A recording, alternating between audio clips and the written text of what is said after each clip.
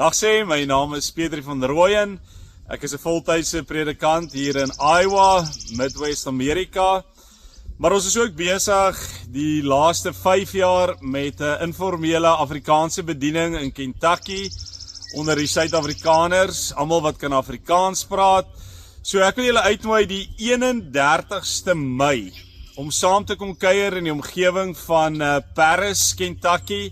So almal in daardie omgewing is welkom om saam te kom kerk hou. Ons gaan in Afrikaans Bybel lees, Afrikaans erediens hou, lofliedere sing in Afrikaans, ons gaan Afrikaans saam kuier.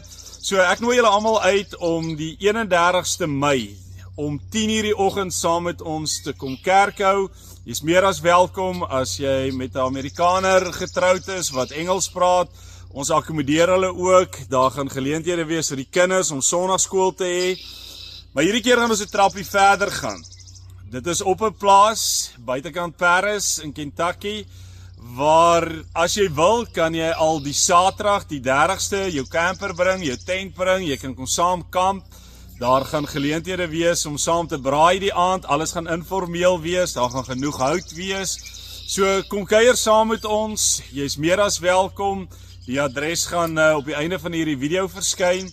So enige navraag, kontak ons ook. Die e-posadres sal ook op die inligting wees aan die einde van hierdie video. Dis 'n lekker geleentheid om saam te kom erediens hou in Afrikaans en ek weet in die Kentucky, Tennessee omgewing is daar baie nuwe Suid-Afrikaanse gesinne wat oorgekom het. Nooi hulle uit, kom ons wees deel. Ons gaan lekker saam die Here aanbid in Afrikaans. Ek hoop om almal van julle daar die 31ste Mei om 10:00 die oggend te sien. Seën vir elkeen van julle.